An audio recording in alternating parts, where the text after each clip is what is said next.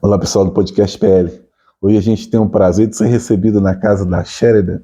Ela vai dar uma palhinha para a gente sobre a sua profissão, é comissária de bordo, falar sobre a sua vida, sua carreira até chegar aqui, os desafios e os frios da barriga no dia a dia. Sheridan, muito obrigado. Obrigada, que agradeço. Sheridan, e aí? Sua vida, onde você nasceu? Você é aqui mesmo de Belo Horizonte? Não, eu sou gaúcha. Gaúcha? Sou gaúcha, sou de uma cidade do interior do Rio Grande do Sul, chamada Santa Cruz do Sul. Essa cidade fica mais ou menos uns 140 quilômetros de Porto Alegre. Então, nasci lá e atualmente a minha família mora na região da Serra, que chama Bento Gonçalves. Próximo de Gramado. Então você está acostumado a sentir frio. Isso, o frio não é um problema. E aí eu comecei na aviação aos 23 anos, mais ou menos. Mas antes disso eu percorri aí, né, um caminho. Você já estava na aviação no Sul ou veio para BH para engajar nessa área? Eu engajei aqui, na verdade, quando eu entrei na aviação, eu trabalhava como professora de educação infantil. Ah, é? Legal. Eu era professora, fiz pedagogia, né? Fiz o antigo magistério também. Sim. Isso tudo lá no Sul? Tudo no Sul, na minha cidade. Uhum. E aí, resolvi virar comissária de bordo, né? Gostei, fui atrás, pesquisei sobre a área. Sempre gostei de avião, sempre achei interessante a aviação, né? Um mundo muito fascinante. Mas veio de família isso ou você tomou amor mesmo de ver avião voando? Não tenho ninguém na família, não tenho ninguém próximo voando. Eu tinha uma amiga que trabalhava comigo na escola, mais velha. Sim. E ela tinha familiares na aviação na antiga época da Varig.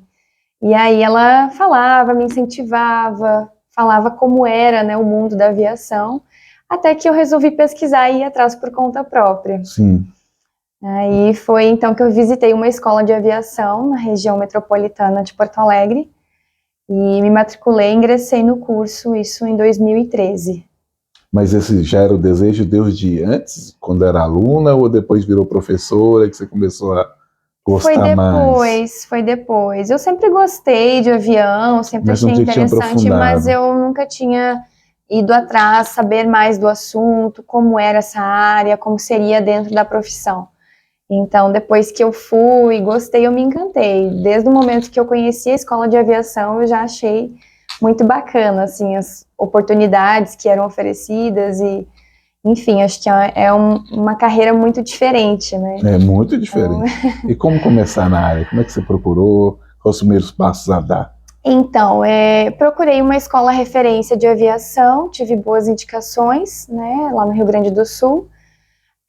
E aí também ingressei, inglês eu já fazia, mas aí eu comecei a fazer o inglês voltado para a aviação, né? Porque eu já fazia o inglês normal, escola de inglês, e aí eu fiz um inglês mais voltado para a área da aviação. Então foi os dois investimentos iniciais, né? Já trabalhava como professora, e aí ao longo desse caminho, né, concluído o curso durante aquele ano, teve uma duração mais ou menos de 1 ano até terminar todas as matérias e fazer sobrevivência na selva, que é uma prática que a gente faz dentro do curso de aviação, e depois faz a banca da ANAC, que aí é uma prestação de prova, né, que a gente faz após concluir o curso. Então eu prestei a banca da ANAC, nesse momento você está apto a concorrer a uma vaga em uma companhia aérea. Então tem concurso específico para a área, com todas as provas, as dores de cabeças, aí depois você faz uma prova e depois que você ainda vai concorrer a uma vaga. Exatamente, aí depois que você tem a prova da ANAC, você está apto a concorrer a essa vaga, vai deixar os currículos normais nas companhias disponíveis no país, e aí você é chamado para uma entrevista como uma seleção normal de trabalho. Sim, sim. Hoje, no Brasil, é exigido o curso de comissário, né, para ingressar na área. Para companhias aéreas no mundo internacional, não há essa exigência. Por exemplo, uma Emirates, a gente pode ingressar, tem as seleções que eles chamam de Open Time aqui no Brasil, onde não é necessário ter esse curso, porque a própria companhia dá o curso internamente. Uhum. E aí, Então hoje, para a pessoa começar, no mínimo o inglês ela tem que começar a ter. o inglês é fundamental, assim, hoje na aviação, né? Tem uma idade para engajar nessa área? A Ou não tem? partir dos 18 anos, tendo concluído o ensino médio, né? E tem uma idade limite ou não? Não tem idade limite hoje. Hoje, assim, a aviação já está muito mais... Acho que o mundo que a gente vive, a aceitação de idade, gênero, assim, está muito mais aberto. Sim. Então, as Mas quando você começou? exigências... Quando eu comecei, eu acho que era um pouco mais restrito. Sim. Não existia uma limitação, mas acho que era um pouco mais restrito, há 8 anos atrás. Existia mais uma certa barreira que ainda precisava ser quebrada. Barreiras, né? exato. E até mesmo com questões de especificações, altura, Sim, sim. enfim, algumas outras coisas. Mas assim, eu acho que no mundo atual já Tem mais espaço para isso, mais né? espaço, exatamente. Acho que a gente está assim vivendo um momento muito bom assim nesse quesito. É, verdade. De mais respeito. Exatamente. E o que foi mais difícil no seu curso? Mais difícil? Bom, eu acho que a questão de eu ter que me desdobrar entre o trabalho e fazer o curso. As matérias do curso eu gostei muito, então eu mergulhei de cabeça, foi mais fácil de aprender. Tinha uma turma grande? Tinha uma turma grande, acho que na época era uma média de umas 28 pessoas, mais ou menos. Isso no curso de comissário, né? E assim, quando a gente gosta daquilo que a gente faz, eu acho que não é difícil. Uhum. Acho que nada é difícil. A gente estuda, a gente busca, a gente corre atrás. E é desafiante, mas é gostoso. Então eu levo assim para esse lado.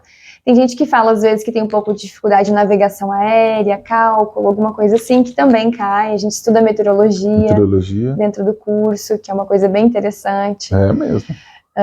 Então, assim, você aprende muitas coisas, né, ali, que é voltado para a segurança de voo também, né, primeiros socorros, que a gente tem a bordo. Então, hoje, o comissário de voo, ele é um agente de segurança dentro da aeronave. Sim, a nossa profissão é voltada para isso, né, em fazer uma evacuação e em pouso de emergência o mais rápido possível. Aquilo de coisa que você nunca quer passar, mas você tem que estar preparado para passar. Mas você está preparado para isso, né? A gente está sempre preparado para a emergência. Então, assim, a gente é muito treinado, a gente é capacitado dentro da empresa anualmente, a gente faz treinamentos, a gente passa por revalidações e provas também. Então, e o curso de sobrevivência também passa o treinamento? A sobrevivência lá no curso de comissário lá atrás foi bem legal, foi bem bacana. Foi numa fazenda lá no Rio Grande do Sul que tinha acesso à Lagoa dos Patos. Então a gente fez um treinamento na água também, nessa lagoa, com colete salva-vidas, com bote, os mesmos que tem dentro de um avião, geralmente. Mas né? como que funciona? É um simulado? Um simulado de como a gente faz para resgatar pessoas dentro da água. Como a gente vivencia essa sobrevivência. É um dia de simulado ou é mais tempo? São 2 dias. 2 dias. Foram 2 dias com acampamento, que a gente constrói as nossas próprias barracas lá, com o material que a gente tem, usa jornal para dormir. É bem puxado, assim, mata galinha para se alimentar, então a gente aprende a como caçar, pescar, com as ferramentas que a gente tem. Sim, sim. Isso foi dolorido para você? Não, até que não. Foi divertido? Foi tranquilo, foi divertido. Vindo de uma família do Rio Grande do Sul, onde a gente tem muita cultura, assim, de fazenda, de pesca. É mais fácil, é mais tranquilo, assim, essa coisa de estar com a natureza. Então, eu não tive dificuldade nessa parte. Eu sempre gostei também de fazer trilha. É uma coisa que... É mais natureza, foi gostoso. Foi. Das pessoas que formaram você, todas estão trabalhando hoje em dia? Não, infelizmente não. São poucas que conseguem. São poucas que estão trabalhando.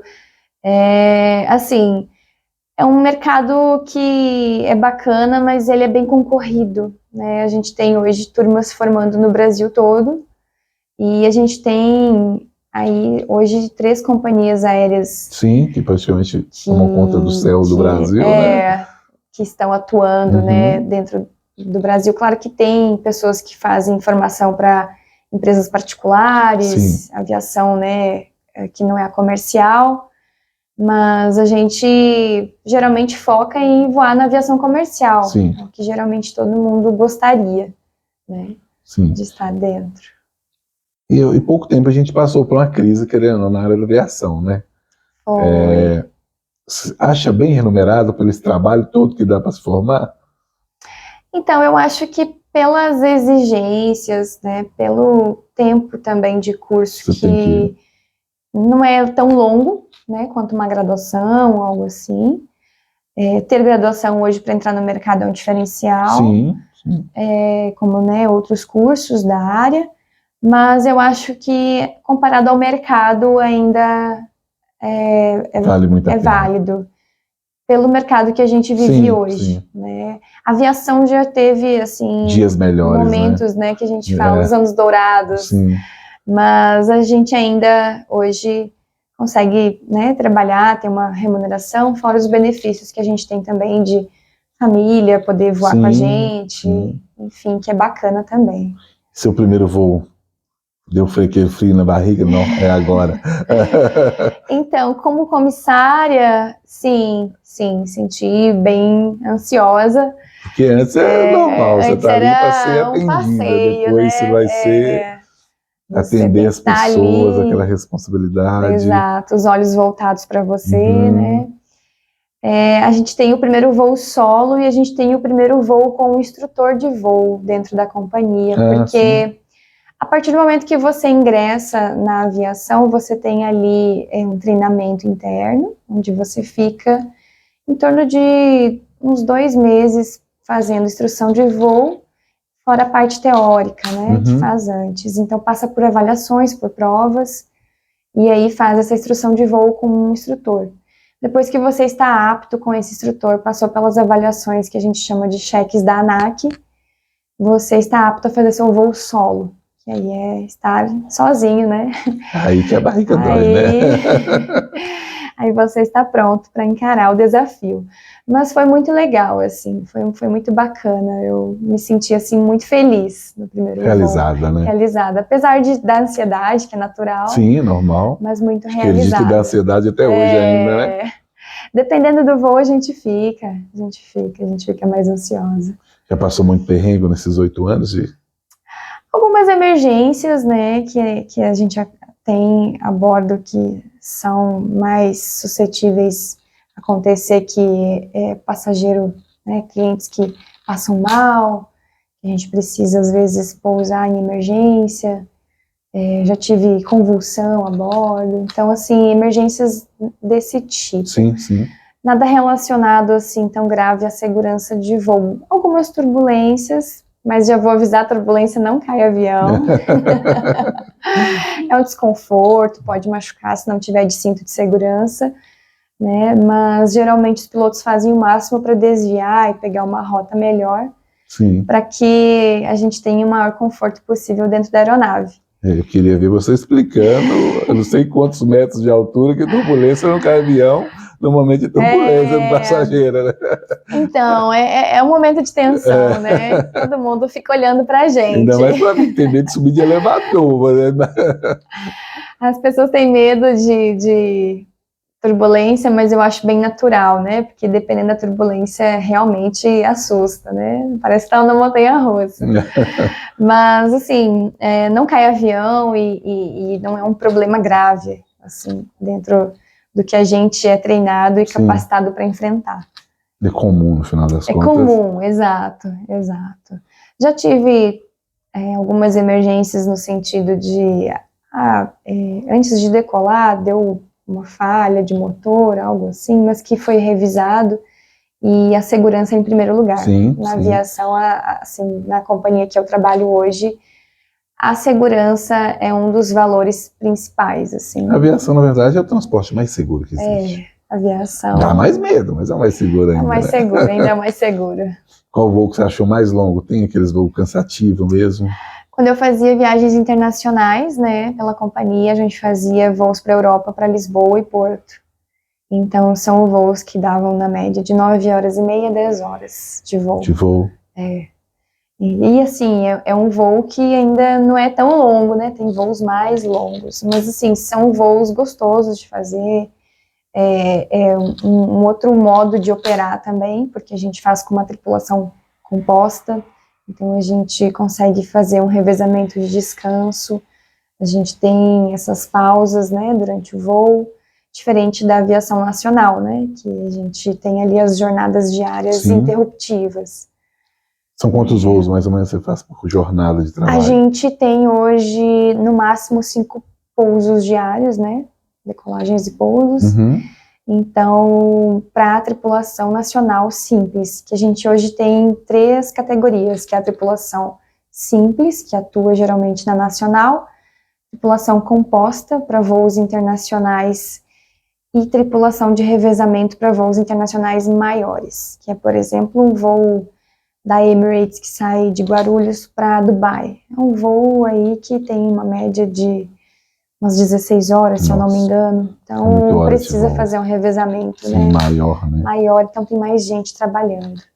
Então, a tripulação maior sempre vai ser a de revezamento. Sim, vai ter mais pessoas para revezar mesmo nesse trabalho. E como é que funciona o revezamento? São horas por hora? Tantas pessoas atendem tantas horas? A gente tem ali o momento de fazer o serviço de bordo, atender as pessoas, porque geralmente também é um avião maior, tem mais gente para atender. Então, a gente tem que ter maior número de comissários. Sim, sim.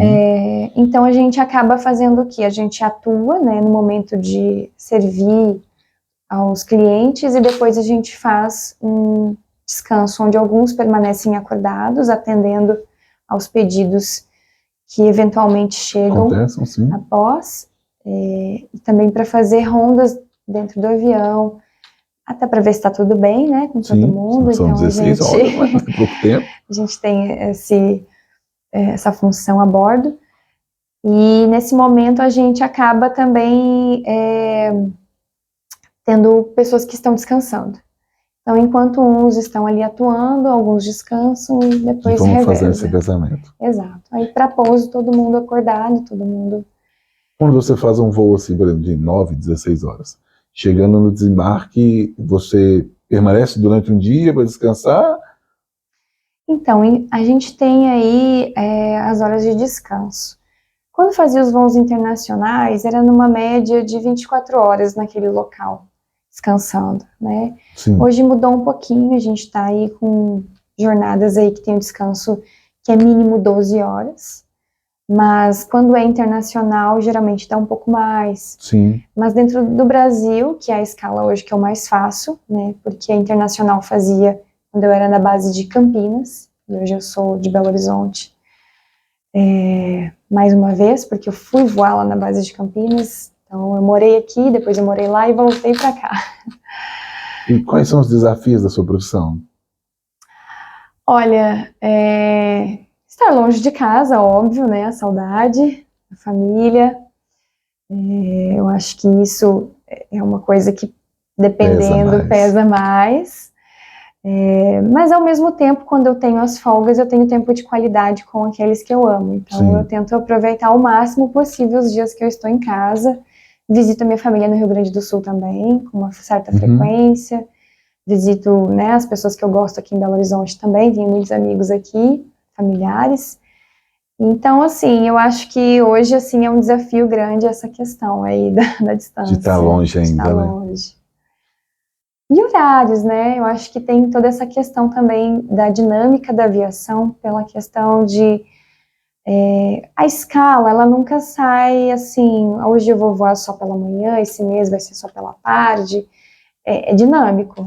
Amanhã é durante o dia, você trabalha mais. Depois é durante a noite, então é isso, exatamente. A gente tem aí horários muito diversificados. E isso traz com que você não tenha uma rotina, talvez, de sono e de alimentação. Sim. Que é um dos desafios maiores que a gente tenta adequar, né? Com exercício físico também.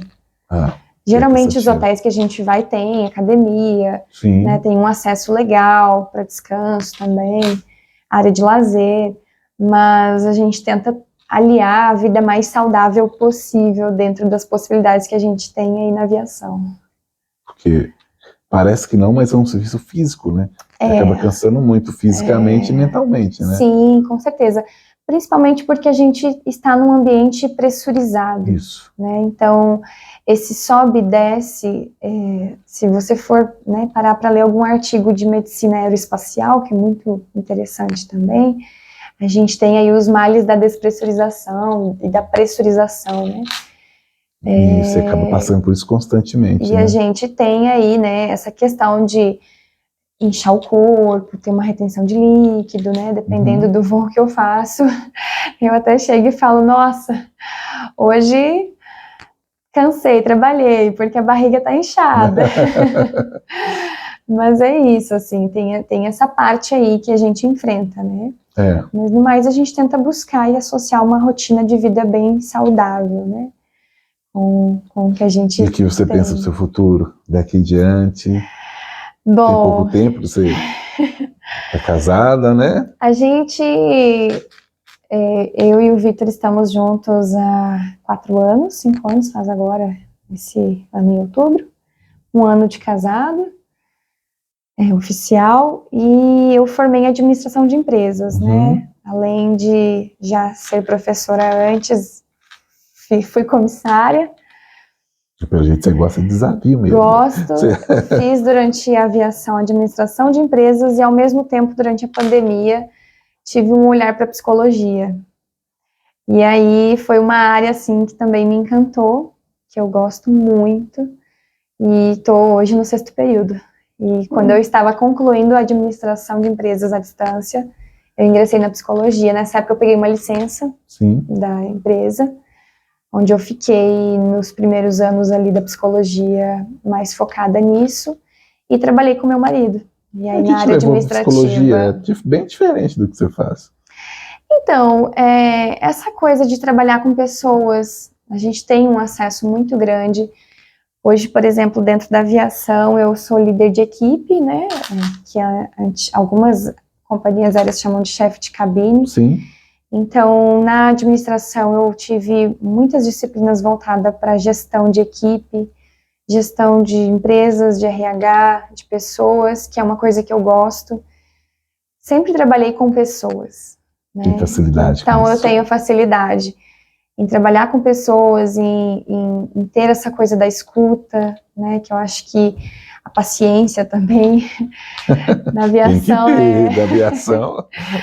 São muitas pessoas todos os dias e a gente, né, conversa com todo tipo de cultura, de pessoa, né? Aquele que tá zen, aquele apressado demais. Isso. Então a gente tem treinamentos também para trabalhar com, né, essa diversidade aí que a gente encontra. Mas sempre gostei da área de psicologia desde a época da pedagogia. Acho que ficou adormecido e agora, na época da pandemia, as oportunidades apareceram. Foi vindo algumas coisas, eu fui vendo outras, e algumas pessoas chegaram e me falaram, você tem que fazer psicologia, né? E foram pessoas da área. E aí eu comecei a buscar também, assim como um curso de comissária, e gostei muito. Aí hoje eu estudo na FUMEC, aqui em Belo Horizonte. É uma universidade que me acolheu, sendo comissária de voo. Sou muito grata, né, assim, porque horários são os horários loucos, são... né? É uma escala, né, que eu tenho que, às vezes, fazer uma salada de fruta para dar conta. Dar conta de tudo. Mas está dando certo, tem dado certo com a ajuda da instituição, dos professores, e também, claro, do meu esforço de tentar fazer o máximo possível para suprir as minhas faltas. Então, quando eu não estou na universidade, eu tento fazer algo extra, eu combino com os professores, com a coordenação. Falta pouco também agora, né? Agora falta pouco. Você pretende exercer a função ou continuar na aviação? Pretendo exercer. Não sei ainda se eu vou clinicar, se eu vou exercer dentro da empresa, né? Porque eu e o Vitor já temos negócios juntos também. Sim. Na verdade, eu já exerço, né, algo.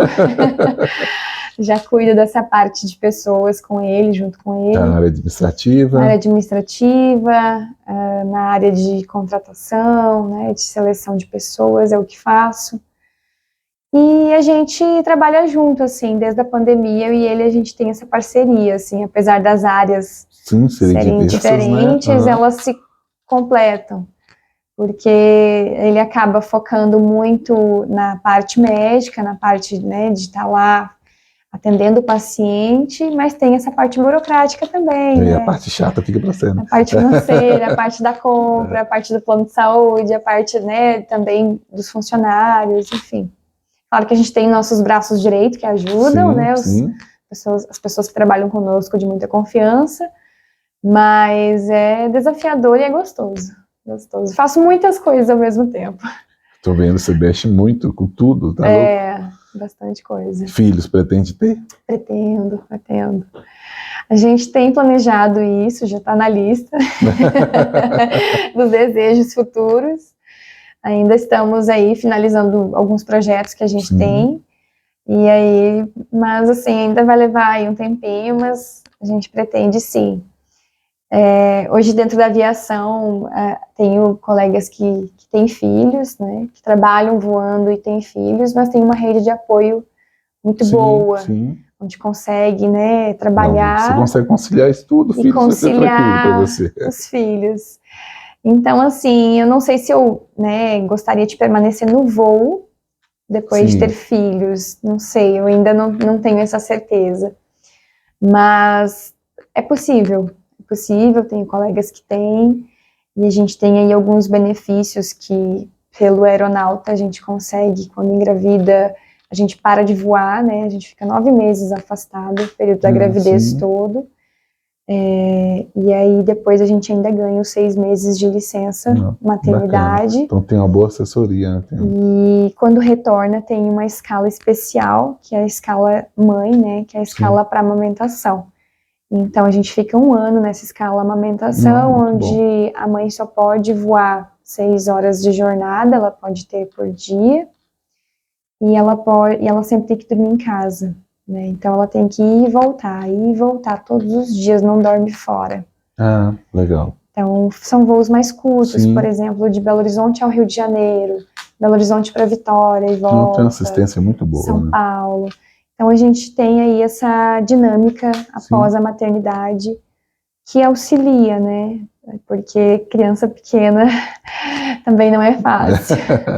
Dá um certo trabalho, né? Dá um trabalho. Mas... Você viajou muito, né? Já cansou de horas de voo. Muitas. E aí, qual seria um lugar ou um país? Você falaria assim, né? Esse lugar, se eu pudesse, eu ficava por aqui. Eu gostei muito, assim, eu sou muito apaixonada pela Itália. Tem muito lugar bacana lá, tanto histórico quanto o litoral, é muito bonito. Ilhas maravilhosas como Sardenha, a região ali de Positano. A Itália para mim é fascinante, a gastronomia maravilhosa, tem a parte também espiritual, eu sou bem católica, então visitei o Vaticano, visitei os templos lá, foi muito gostoso, os museus, então acho que a Itália assim, é um país bem, apesar de ser pequeno, é bem completo. E outro lugar que eu gosto muito, que eu fiz o intercâmbio de 1 mês lá, para aprimorar também meu inglês, foi o Canadá. Eu estive em Toronto, uma cidade muito receptiva, principalmente para estudantes, principalmente para pessoas que estão buscando né, se desenvolver nessa área mesmo do inglês ou buscando outro trabalho, outras coisas. É um país que recebe muita gente e que acolhe mesmo, sabe? Eu gostei muito do Canadá. Da cultura do Canadá. São mais acolhedores. Também, são acolhedores, principalmente porque tem muito estudante lá, então eles recebem muitos estudantes e muito bem. Fiquei em uma casa de família lá na época, isso foi em 2018, e eu fui muito bem recebida. Foi muito gostoso. Peguei a época de neve lá, foi bem legal. Muito bom. Foi bem bom. Tem algum lugar assim que você falaria assim, nossa, que lugar terrível? Então, eu acho que cada local tem suas coisas boas e ruins. Não posso dizer assim, nossa, foi péssimo por causa disso. Tem experiências que, claro, ruins, né? A gente, né, não gosta tanto, não é tão reforçador, mas eu acho que todo lugar vai ter assim a sua comida, a sua cultura, O Brasil, principalmente, é muito plural, né? A gente tem, assim, de norte a sul, uma cultura muito diferente. Dentro do próprio estado muda-se muito, né? Dentro do próprio Minas, estado. que é muito grande. Exato. Minas é muito grande, a gente tem aí uma diversidade muito grande. Então, eu falo assim, eu vou para o Nordeste, eu adoro ficar na praia, comer uma carne de sol, de lá uma tapioca. Eu vou para o Sul, é o meu churrasco, a minha casa. Aqui é o pão de queijo, é o doce de leite. Né? Então, assim, São Paulo, eu amo São Paulo também, eu acho que lá tem muita gastronomia, muita arte, muita cultura. O norte, né, Manaus, um tambaqui de banda, aquele peixe assado, assim, que eles fazem maravilhoso. Então, assim, cada lugar tem, assim, Tem seu charme, seu né? charme, exatamente. Sua cultura também, e que é bom da gente saber, da gente descobrir, né, a cultura do outro, saber um pouco mais da né? história. É legal, Eu acho que a história do lugar é interessante saber quando a gente visita. A gente respeita mais quando sabe a história, né? Exatamente. Até o jeito, né, de falar, Sim, o jeito de agir das pessoas, a gente começa a entender, né, até mesmo palavras diferentes, que às vezes eu posso puxar alguma coisa aqui lá do sul que vocês não vão entender, e vice-versa. Verdade. Né? Assim como tem palavras aqui em Minas que eu tenho que perguntar para o marido. E aí? Mas aí, já se sente bem mineira já? Então, quando eu chego lá no sul, o povo fala, que sotaque é esse? Você tá puxando o aibo, como né? assim? E aqui o pessoal ainda fala, mas tu não é daqui, né? Assim, tem aquela entonação ainda, tem alguma dificuldade, às vezes, em algumas palavras que eu uso outra entonação, outra letra, e aí acaba tendo essa divergência aí Você não tá com pé em Minas, mas ainda a cultura gaúcha ainda sobrevive. Ainda sobrevive bastante. Tem o meu chimarrão, que é a bebida típica gaúcha. Tenho sempre a erva mate, posso até mostrar para vocês, se vocês quiserem. E eu sempre faço, final da tarde, ontem eu tomei, que é uma bebida, assim, típica, né, do gaúcho, e a gente leva o chimarrão para onde estiver. Tenho minha bandeira do Rio Grande do Sul aqui. O difícil é assistir o jogo do Grêmio contra o Cruzeiro, aí dá briga. Marido é cruzeirense. Eu sou atleticano, né? Então aí, os dois já fizeram muito raiva, né? Mas já tive que assistir o jogo do Grêmio com o Cruzeiro caladinha. Ficar quietinha para não dar confusão, né? Ainda mais na casa dele. Sherry, muito obrigado por tudo, esse tempinho que você tirou para estar recebendo na sua casa, tá? Obrigado pela simpatia, pela sua humildade, muito obrigado por tudo mesmo. Eu que agradeço. E um conselho para essas que querem entrar nessa área, o que você diria? Eu acho que, assim, é claro que o estudo, né, ele é fundamental, focar naquilo que você quer, gostar daquilo que você faz, porque não adianta fazer só porque alguém falou que era legal, ou porque o dinheiro vai trazer aí uma satisfação, porque eu acho que você tem que ser apaixonado pelo que faz. Então, isso é fundamental, a gente gostar do que faz. E também o autoconhecimento, que é algo assim que conta muito quando a gente sabe quem somos nós, o que a gente quer, a gente sabe o que a gente vai fazer lá na frente. Eu acho que isso é muito bacana, a gente ter isso, assim, esse autoconhecimento para nos levar ao caminhar. E encerra um ciclo, a gente abre outro. A gente sempre tem que estar em pleno movimento, né? Exato. Sempre buscando novidade. Exato.